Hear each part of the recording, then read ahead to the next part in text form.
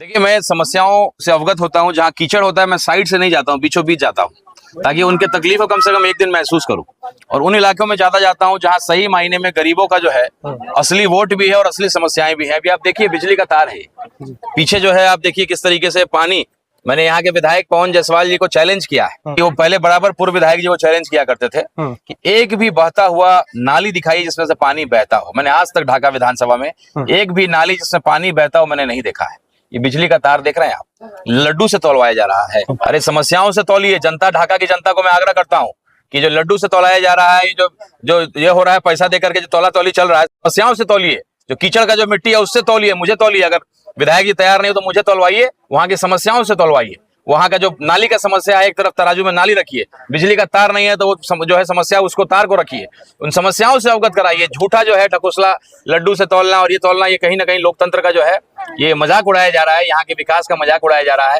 ये 10 number ward है महुआ, हम लोग इसमें आए हुए हैं गुरेना पंचायत में, और देखिए क्या स्थिति, यहाँ कोई आया ही नहीं, सड़क तक नहीं आने का। ये मोटरसाइकिल बेचारे बाहर लगाते हैं। ये गरीबों का मसला है और हम गरीबों की पार्टी है, हम गरीबों के पास जाते हैं। अच्छा, अभी अलायंस जो है आपकी जीडीए, ग्रांड डेमोक्रेटिक अलायंस, तो ये कौन सी अलायंस है और किन किन मुद्दों की बात करती है, किन के हितों की रक्षा के लिए बात करती है, किन की आवाज उठाती है?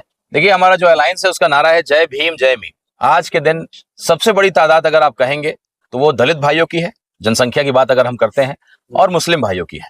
लेकिन कहीं ना कहीं उनको अधिकार नहीं मिला है। अगर सीएम की बात हम करें तो लंबे समय से एक ही समाज को मौका मिल रहा है, ओबीसी समाज को मौका मिल रहा है। मिले, सबको मिलना चाहिए, मुझे उससे दिक्कत नहीं है, लेकिन बदलाव होते रहना चाहिए।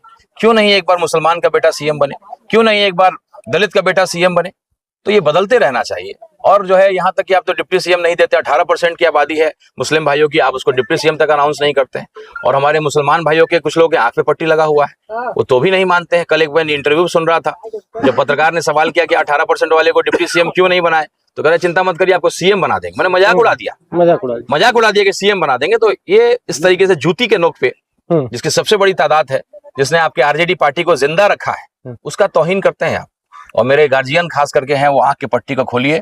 नौजवानों ने खोला है, गरीबों ने खोल लिया है, लेकिन जो हमारे संपन्न लोग हैं थोड़े से भटके हुए हैं, दलित भाइयों से आग्रह है वो भी जागे और एकत्रित हो। 200, 500, 1000 रुपए दे करके आपको कहीं ना कहीं इंतजाम खाने पीने का करा दिया जाएगा एक दिन का, और अपने वोट को आपको खरीदने का प्रयास किया जाएगा। आप लीजिए, आप ही का चूसा हुआ खून का पैसा है, गरीबों का ही चूसा हुआ पैसा है, बेशक आप लीजिए। लेकिन अगर तौलना है विधायक को, पूर्व विधायक को, या जो भी जनप्रतिनिधि आ रहा है, तो उसको तौलिए समस्याओं से। ये लड्डू से तौला तौली जो देख रहे हैं ना, ये सब जो नाटक नौटंकी चल रहा है, मैं उसके विरोध हूँ। तौलना है तो समस्याओं से तौलिए, कीचड़ से तौलिए। मैं आग्रह करता हूँ कि मुझे कोई तौलना चाहता है ढाका विधानसभा में, तो वहां की समस्याओं से मुझे तौले, वहां के कीचड़, जहां नाली का पानी, उससे मुझे तौलिए, ताकि हम लोग भविष्य में उसको ठीक करा सकें। जो एमआईएम पार्टी है, ये खासकर देखा जाता है मुस्लिमों की पार्टी के तौर पे देखा जाता है, मुसलमानों की बात करती है, लेकिन आपको एमआईएम में, एआईएमआईएम में ऐसा क्या दिखा जो आपने पार्टी को थाम रखा है, और आपने ये भी कहा है कि ये हमारी पहली पार्टी है और आखिरी पार्टी होगी? देखिए, मैंने एमबीए किया हुआ है, इंजीनियरिंग किया हुआ है, मैं नौकरी में भी था। तो एक सोशल कॉर्पोरेट सोशल रिस्पॉन्सिबिलिटी होता है, सीएसआर फंड बोलते हैं। उसमें होता है कि जो बड़ी बड़ी कंपनियां जो पैसा कमाती है, मुनाफे का 2% गरीबों के लिए काम करना पड़ता है, उसको डिजाइन करना, उसको एग्जीक्यूट करना, यही मेरा नौकरी का पेशा रहा है। तो आज विधायक के रूप में हम लोग यही चाहते हैं कि जो फंड आता है, जो सुविधाएं आप दे सकते हैं, वो धरातल पे पहुंचनी चाहिए। गरीबों को कैसे ठीक किया जा सकता है, गरीबी को कैसे खत्म किया जा सकता है। ढाका के लोगों में बड़ी टैलेंट है, बहुत उनके अंदर कारीगरी है। आज मुंबई में 40,000 लोग हमारे नौकरी करते हैं, कमाते हैं, इस गांव से भी कई लोग रहते हैं। मैं गया था बाईकला, गवंडी, वहां लोगों से मुलाकात भी की थी। 40,000 रुपए कमाते हैं, जेल जैसा जीवन बिताते हैं, छोटे से खोली में रहते हैं, चौल में रहते हैं।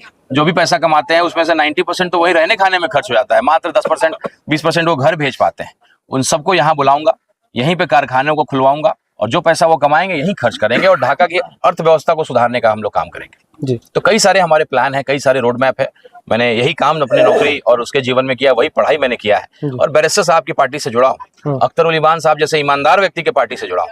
मंत्रालय का ऑफर मिला, करोड़ों रुपए का ऑफर मिला, लेकिन उन्होंने लात मारा। तो ये शुरुआत जो है, विधायक मंत्री बनना मेरा मकसद नहीं है। जब से पैदा हुआ हूँ मंत्रालय देखा है, विधायकी देखा है, नेता बनने का प्रयास कर रहे हैं, और लोगों का विश्वास मेरे ऊपर है। एक बहुत बड़ा समूह मेरे साथ खड़ा है, और ढाका विधानसभा से बदलाव होगा, और ये एक उदाहरण पूरे देश में स्थापित होगा। और आज से इसकी शुरुआत आपके चैनल से करता हूँ। आग्रह भी करूंगा कि हेडिंग यही लगाइएगा कि लड्डू से मत तौलवाइए, कादो मिट्टी और समस्याओं से अपने आप को तौलवाइए। और जनता को भी आग्रह करता हूँ, अगर विधायक जी नहीं भी आए तो आप नोटिस लगाइए कि मैं चाहता हूँ विधायक जी आपको यहाँ के समस्याओं से तौलना, क्या आप आएंगे? अगर वो नहीं आए तो मुझे बुलाइए, मैं आऊंगा, ताकि मुझे याद रहे कि जब विधायक बनूं तो उसको सबसे पहले समस्या को समाधान करूं।